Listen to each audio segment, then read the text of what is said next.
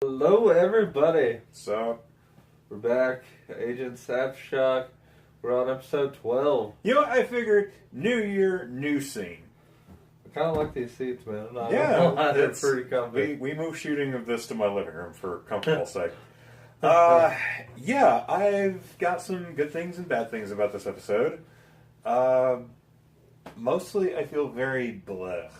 Yeah. Because this was essentially a filler episode that just served to focus on the whole Meg-Coulson relationship that I don't think anybody, apparently somebody cares about out there, but I don't know who. Fitz digging into Robo Ratcliffe's brain. Yeah, where we find the light brain or whatever.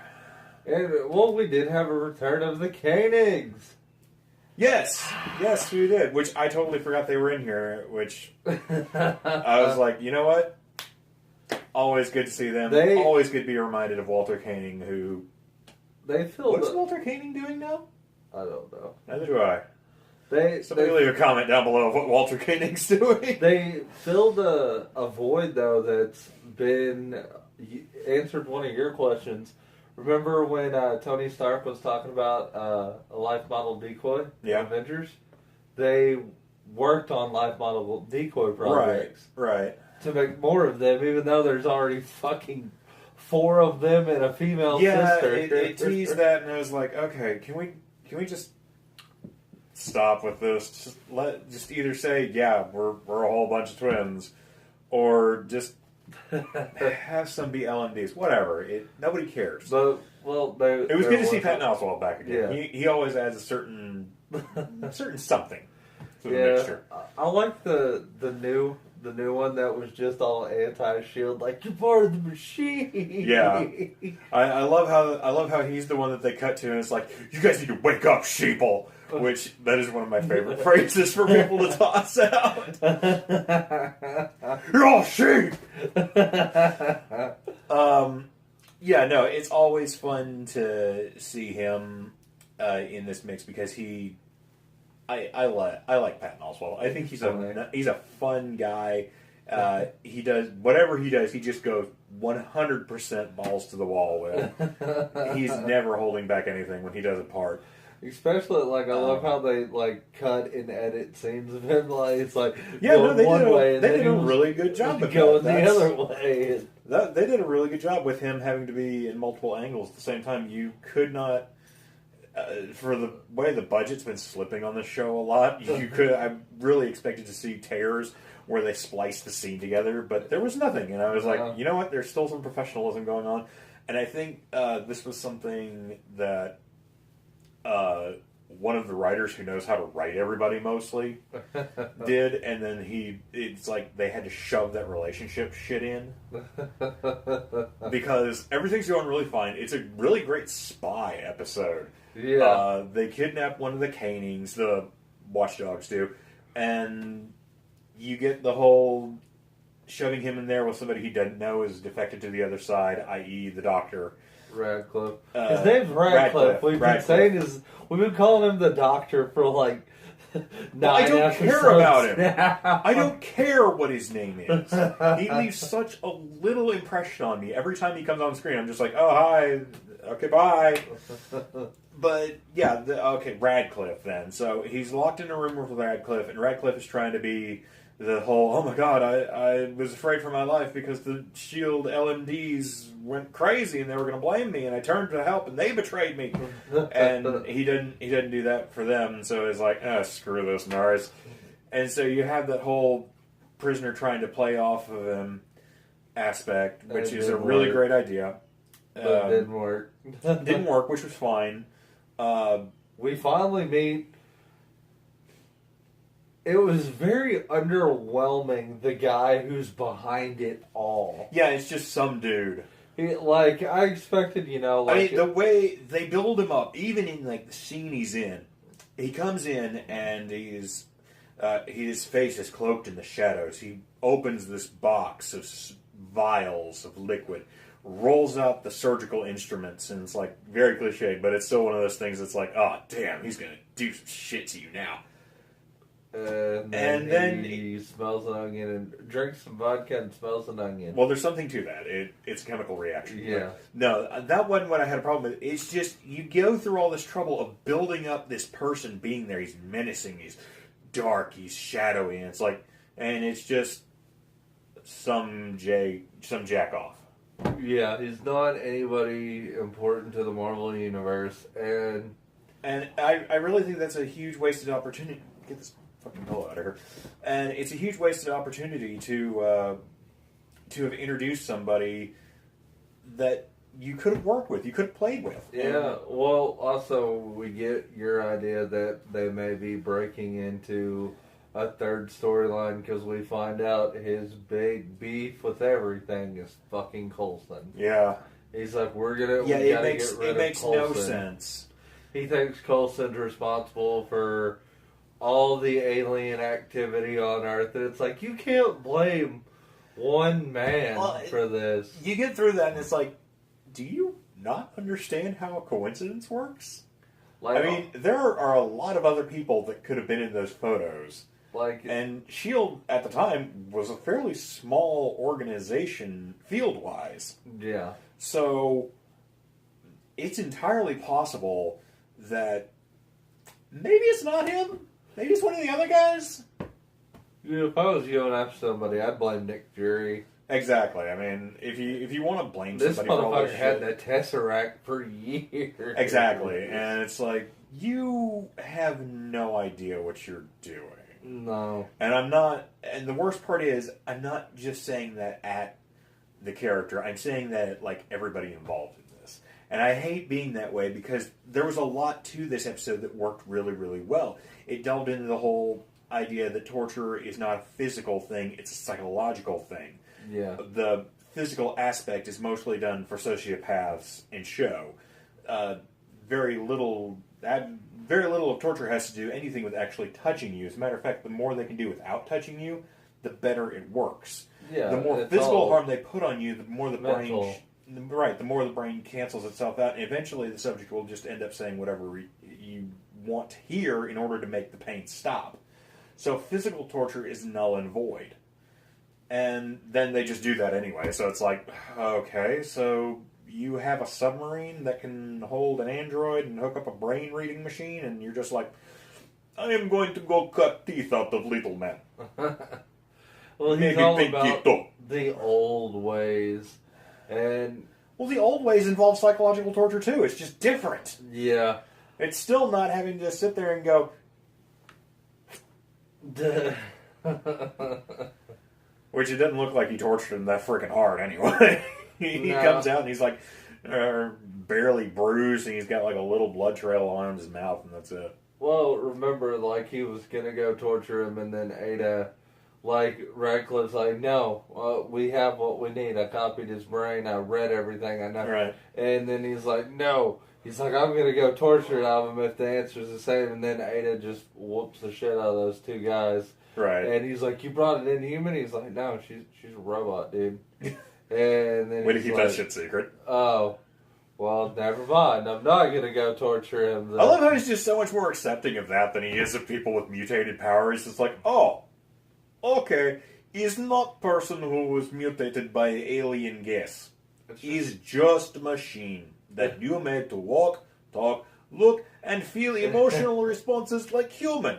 You have played God and have completely decimated the rules of nature. Bravo. Now we drink vodka. It's pretty much how it went. Yeah, and just think that across, I don't know, what, 15 minutes of this episode? Yeah, that was the part of this episode I didn't like. I like the whole, like, very S.H.I.E.L.D. undercover stuff. And, yeah, they do a lot of, you find out where S.H.I.E.L.'s secret holding place is. Well, it's the Koenigs, like, have a labyrinth library. Right.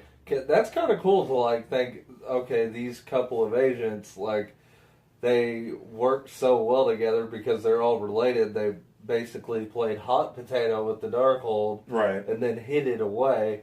That's a great idea. Well, that was a really great idea. They keep passing it around, and eventually the base goal is you don't know who has it. That way, everyone across the board has deniability until you get to the final person. But because nobody really knows who's got it except for the one, you can't say for certain. Yeah. So there's a lot of really great stuff in there, and I'm like, that's what makes me think this was written by somebody who understands how this show should have been working by now. But with saddled with all this extra crap that he had to plump in, or she had to plump into this. Even with, like, the extra stuff, like, I particularly didn't care for all the Fitz stuff. Like, normally love Fitz as a character. I didn't really need to know about his backstory that much. Like, you find out apparently Fitz had an abusive father. Well, a father that didn't care and left when he was 10. Right, well, I don't know. Part of me is like, you know what? I can kind of relate to that. Yeah. Because I had a dad that did sort of the same thing. I had a mom that did the same thing. And so I kind of like how his character progressed through that to the point where he's like, yeah, you can talk about that all you want. I don't give a shit. Yeah, pretty much. It no longer affects me. And so I'm just like, that's actually really clever. A lot of writers would have gone the really cheap and lazy route with going, I don't know, my father's still out there. Maybe I can make some kind of difference in his life. And instead, he's just like, no, I don't the fuck do I care? Exactly. I haven't seen him for close to 30 years. Fuck off. Yeah. It's like, what's in your head. I can find him if I want. I just give him I know. I work for the greatest spy organization on the planet. I can see whenever he goes to take a dump if I wanted to. I just don't care. I give no shit. Exactly. And so, on a personal level, I was like, hey, you know what? That actually means a lot from a writing perspective for this kind of a scenario. That somebody can figure that out. It doesn't matter. Yeah. Because a lot of times they'll try and do the whole, I have to reconnect with somebody from my past, and it's like, and here it's just like, I don't care. He left, and I moved on. If he wants to do something about it, great. If not, fuck it. Man, I think... That being said, from a story perspective, yeah, it didn't add anything to the story grand total, so it's just Except him going in and cutting out and finding out that dude has a light brain. Yeah, which, that makes zero sense. Speaking of things that make zero sense, we're still on track for Coulson backtracking his character of knowing what the fuck is going on. Because, my god, I thought it was established when they stormed Radcliffe's home that Ada was an LMD that replaced May. I mean, that's what I thought everybody was kind of knowing about, because it seemed like everybody else was like, well, we have to... No, they knew there was a LMD Radcliffe. They didn't know it was May. Was replaced. Because I could have sworn they were talking about Jim was having to find Agent May, and it's just like... Well, Gemma saw the brain, and she's like, fuck, he did this to May. I watched him do it. And then that's when it jumps to, they called Daisy, and we're like, hey, May's not May, and Daisy comes in and just, like, puts her down. Well, that kind of gets me on this trail. It's like, did they not bother to check? I mean, did they just be like, well, this guy's made LMDs of himself and another person. This is something that's so fantastically real to the point where we didn't tell the difference for a long while.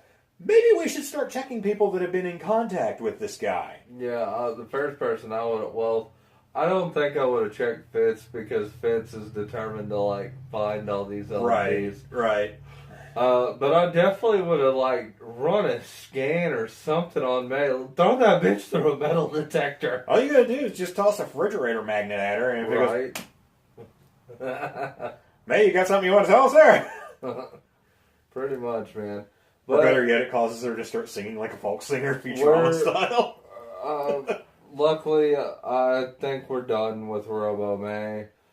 We may see real May come out of this with like a fucked up mentality because of the VR she's been living in. Honestly, if it comes out, she comes out swinging and just beheads Radcliffe and Ada, I'd be like, nice job. That's what you fucking get, man.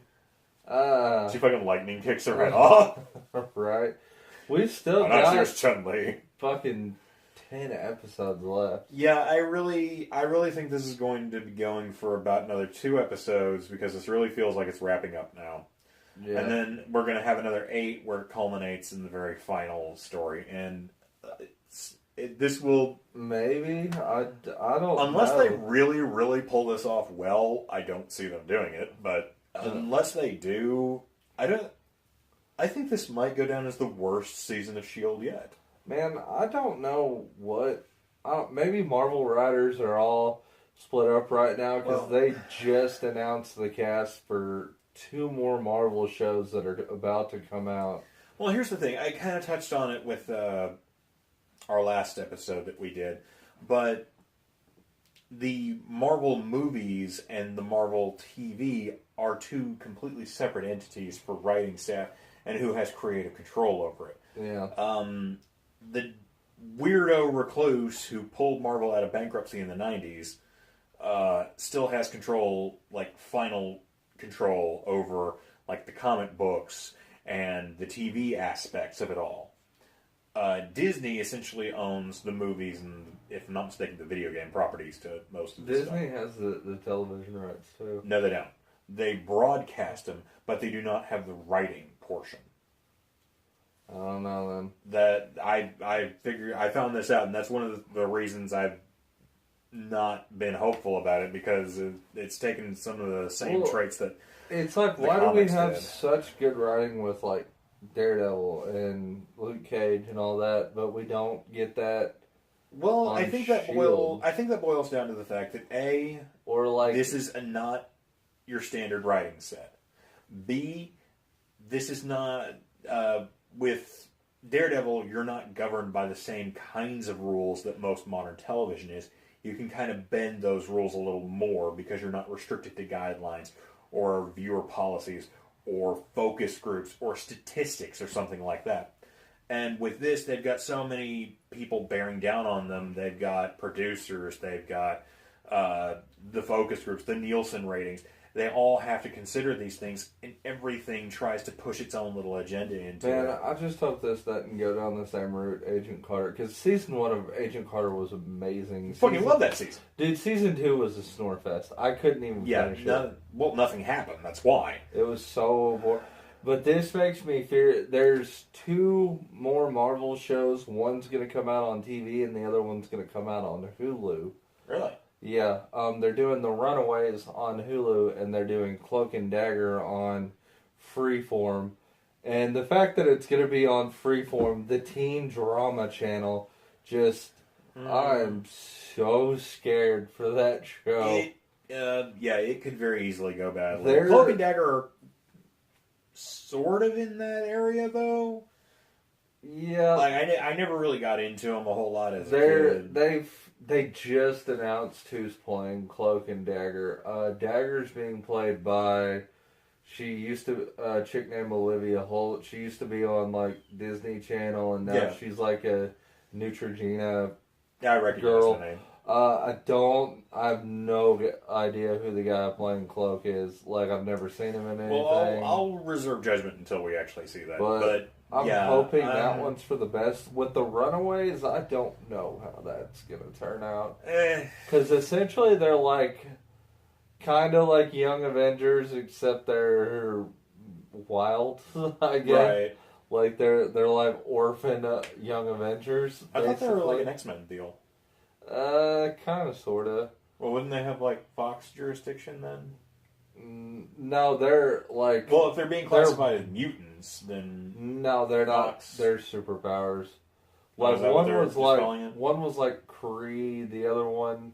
There was a broad spectrum of them. It's a grab bag from that, I remember. I just remember a couple of mutants being in there, so... I don't know. But getting back onto Agents of S.H.I.E.L.D., not a lot happens. The bad guys do get the Darkhold. Everybody else finally gets on the clue bus and finds out May's an LMD. They're really pushing this whole Coulson-May relationship shit. Well, I mean, that's done with now. No, because they'll try and start it up. Mark my words, they'll try and bring it back up once they bring real May back into the group. I don't know. I think she'll be too damaged, and Coulson will be too, like, thinking it was just a play by Radcliffe. See, the problem is you're thinking like an actual smart person would, not like something who looks at it and says, well, the chart says these two go well together.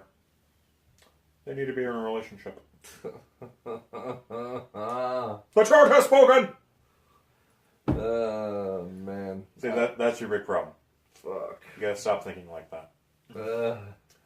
I don't really have any predictions for this next set of episodes. Honestly, my biggest we'll just see where it goes and go from there. My biggest hope is if this is going to become the new standard for what they do, I hope this is the last season they do of it. I hope they turn this show around. They're going to have one hell of a third act in order to do that, which, given what we've seen, I don't see it doing. I don't know, man. I don't know.